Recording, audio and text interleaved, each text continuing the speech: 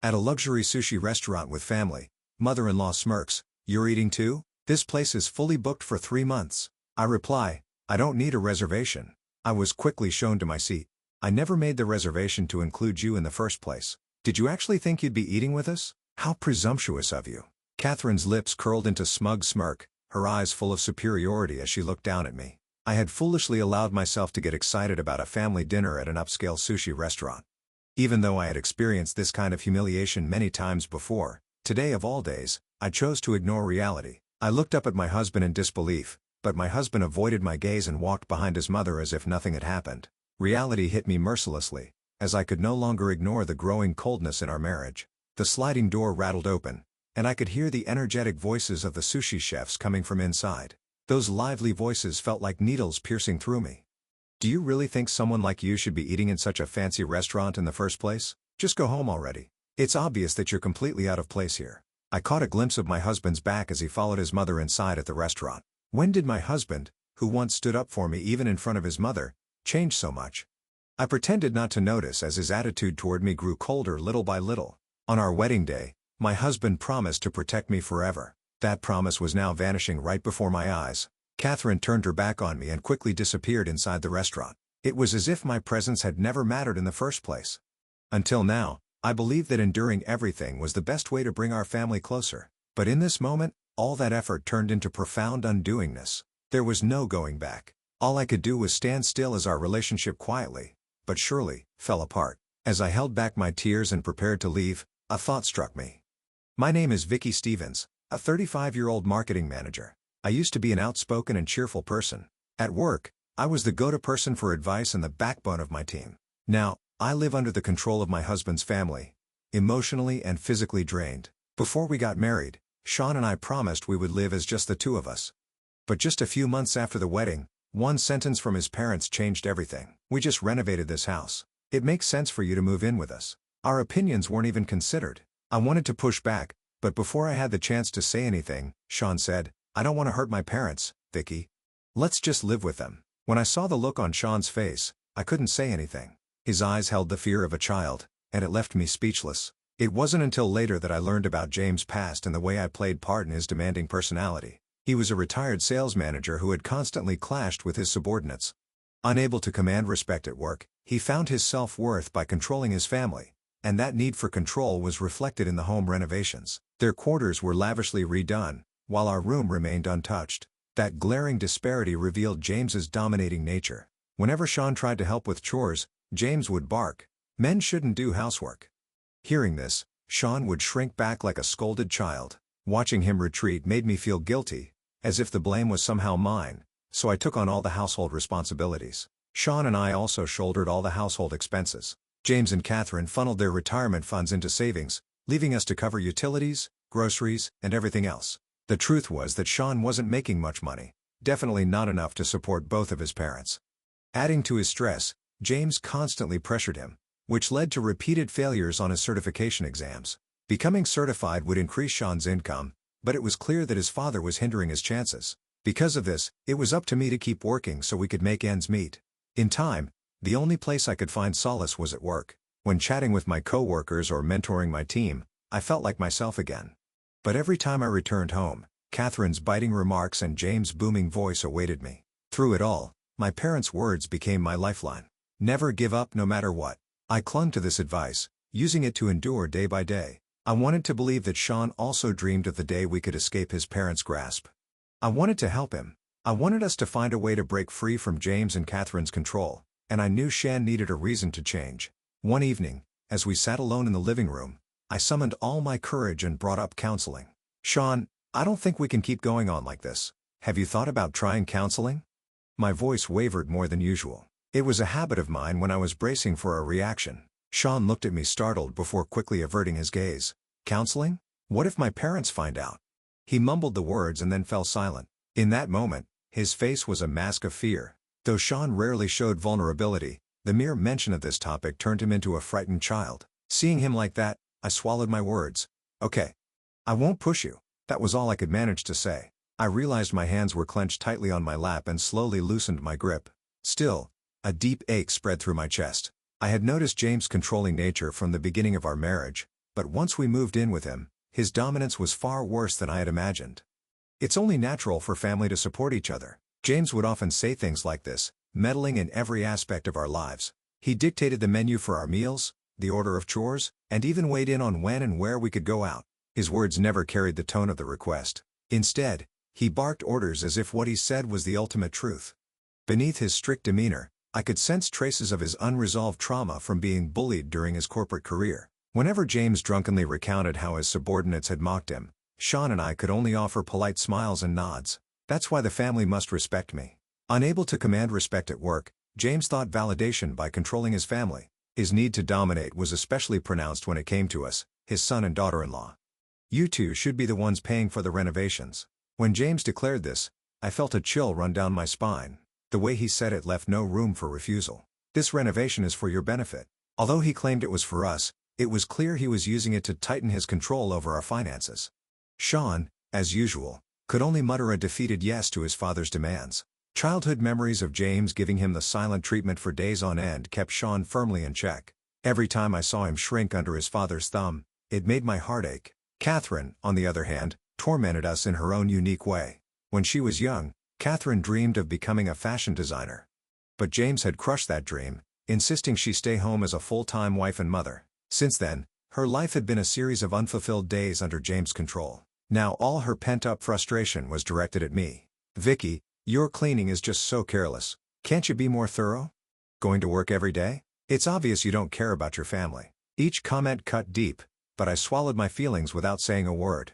Catherine's words weren't just snide remarks. They were tests meant to push me to my limit. She didn't stop at criticizing my chores. She also belittled the success I achieved at work. If your career is so important, why are you even living here? Her words always carried a sting, but I could also sense a tinge of jealousy underneath. One morning, after finishing the chores, I sat in the living room sipping my coffee. Oh, how nice. You have time to sit and drink coffee. Back when I was your age, I didn't have that kind of luxury. I'm sure things were much tougher in your time, Catherine. I said it to ease the tension, but her face hardened instead. You're too privileged to understand. It was in that moment that I realized what Catherine truly felt. She had made me the target of her frustrations over her unfulfilled dreams. Sean, too, was becoming increasingly distant towards me. He started coming home later than usual, and our conversations grew shorter. You're home late today. The meeting ran over. I'm just exhausted. His words lacked sincerity, and it tightened the knot in my chest. One day, I accidentally found out that he was drinking alone at a bar near his office. In that moment, a wave of doubt and sadness washed over me. Why didn't you tell me? I wanted to ask him outright, but I was terrified of breaking our fragile relationship. I had endured so much, but that day, I finally reached my breaking point. Catherine's taunts, James' commands, and Sean's indifference had piled up until I felt on the verge of breaking. One night, when I returned home, I walked into a family meeting in the living room. If money's tight, maybe you should be working harder. Exactly. You're out all the time anyway. Why not contribute more to the household? At that moment, I felt something inside me snap.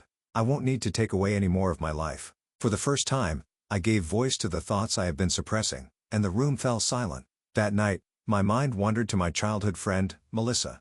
Melissa was the head chef at a prestigious restaurant, a rare feat for a woman in such a competitive field. She was a strong and proud woman who had overcome countless challenges. Remembering how she had always been a source of advice and strength, I decided to reach out to her. Melissa, do you have a moment to talk? Of course, Vicky. What's going on? Her voice over the phone was as warm and steady as I remembered. I have something I can't talk about at home. Can we meet in person? Oh, absolutely. Why don't you come to the restaurant? It's quieter in the evening. We can talk in private then. Her words felt like a lifeline, and that evening, I headed to her restaurant. As I stepped into the elegant restaurant, I was enveloped by its warm lighting and tranquil atmosphere. Spotting Melissa at a corner table, I felt a slight weight lift from my chest. Vicky, I'm so glad you came. Her short hair and confident expression gave me the same sense of reassurance they always had. You don't look too great. Is everything okay? Honestly, no, it's not. Can I talk to you about it? I poured out everything to Melissa. The suffocating life with my in-laws, James' dominance, Catherine's sharp words, and Sean's growing indifference. You've been enduring all that? Vicky, that sounds unbearable. Melissa, listen quietly, never interrupting. I'm at my breaking point, but I don't know what to do. Then the first thing you need to do is reclaim yourself. You're stronger than this. Remember the outspoken and confident person you used to be. Her words gave me the courage to cry for the first time in a long while. After hearing everything, Melissa made a suggestion to help me stand up for myself. "Vicky, if your in-laws want to meet you for a fancy dinner, we can use that to your advantage." "What do you mean?" "Use my restaurant. Let's teach your mother-in-law a real lesson and dinner etiquette." Her plan was simple, but carried undeniable strength. Melissa and I planned everything meticulously, anticipating the day Catherine would pick. At home, the tension was palpable, and Sean and I barely spoke. Even though I knew Catherine's scheme was meant to hurt me, this time, my resolve outweighed my fear. A few days later, Catherine suddenly announced, "This weekend, let's have a family dinner at a high-end restaurant."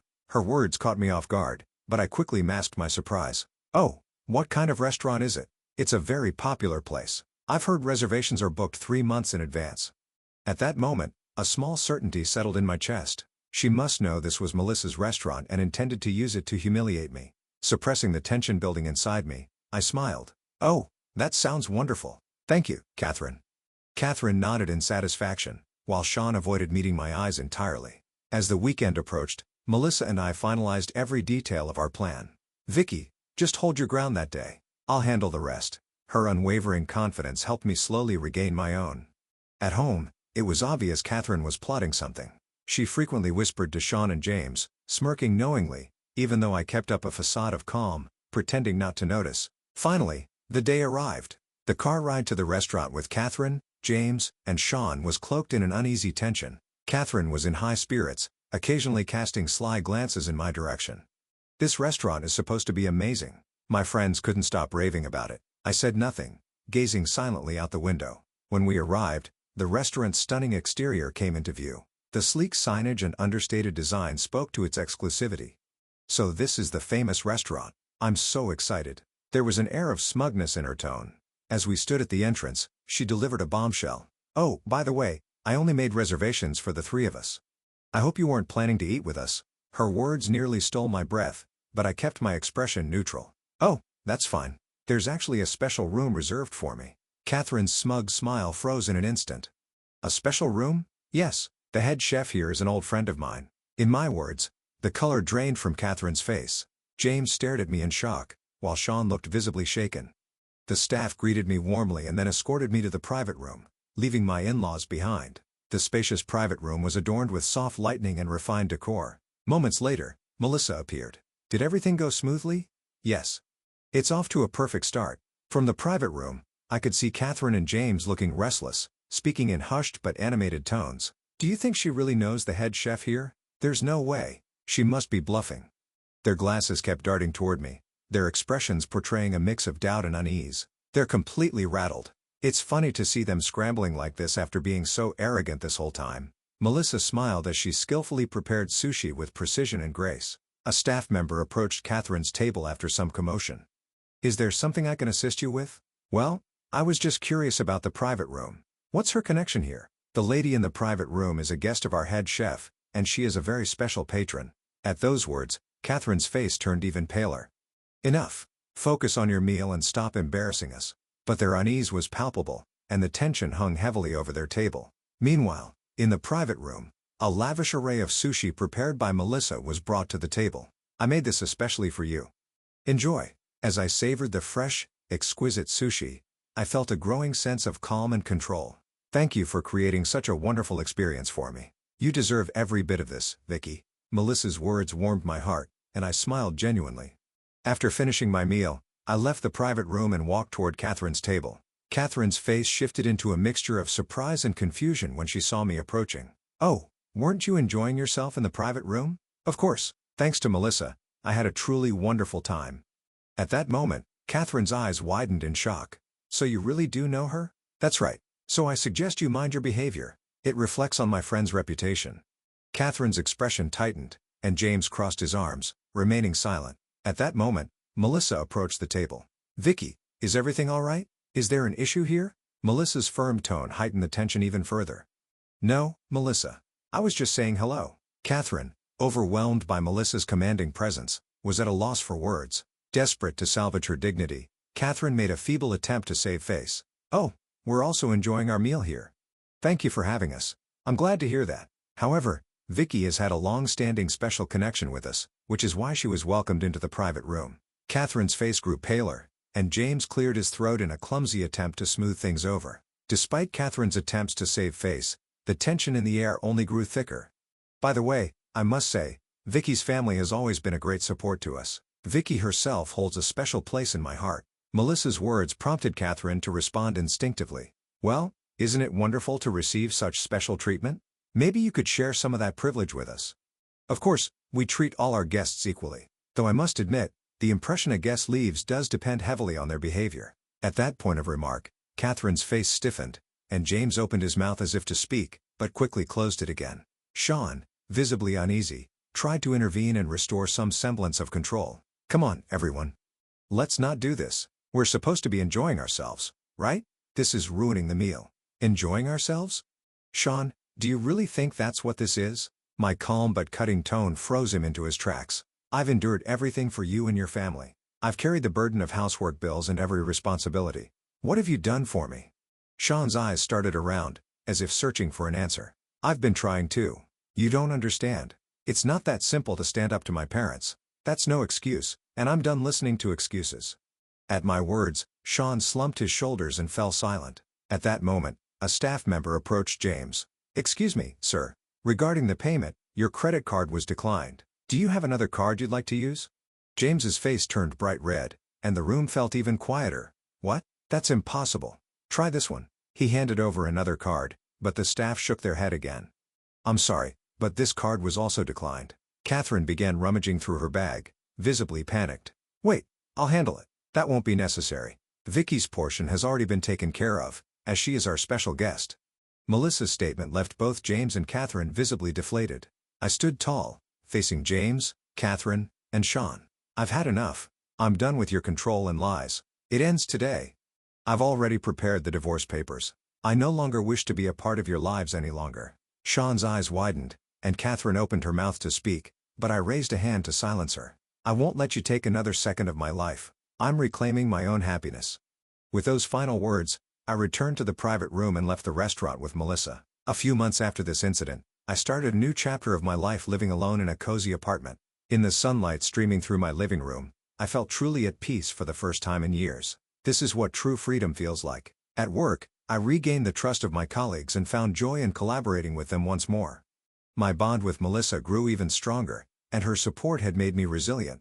Vicky, now is your time to live your life to the fullest. I had taken the first steps towards a brighter future and reclaimed myself. Months passed, and I had fully settled into my new life. My apartment was small, but the decor, chosen entirely by me, brought me comfort and joy. The kitchen held my favorite mugs, and the living room was adorned with a plush rug that I loved. Every morning, the aroma of freshly brewed coffee and the gentle sunlight streaming down the windows enveloped me. This is my life, one I chose for myself. That thought filled me with strength. I had also embarked on new challenges at work. As the leader of the marketing team, I found my work more fulfilling than ever. My colleagues respected me, and my proposals for new projects were being approved one after another.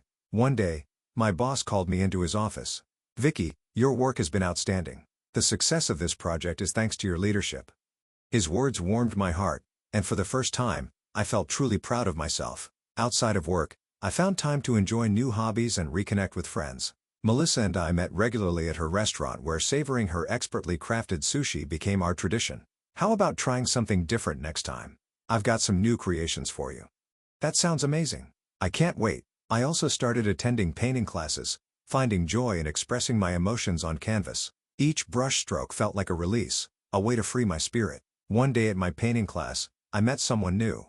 His name was Jason, a warm smiling man learning landscape painting in the same class. Your painting is so expressive. I can really feel the emotions coming through. Thank you. I'm still a beginner, but I really enjoy it. Talking to Jason felt easy, and before I knew it, I was smiling more. Through my interactions with him, I began discovering a new sense of trust and comfort. One day, I found myself reflecting on the past. The days with John, the suffocating control of his parents, and the moment of liberation at the high-end restaurant. All of it had been painful, but now I could see how those experiences have made me stronger. Never again will I let anyone take my life away from me. With that, I promise in my heart, I continued moving forward into the future. My life was finally mine. Every day, I felt the joy of choosing freely, loving freely, and living freely. And that was the most precious gift of all.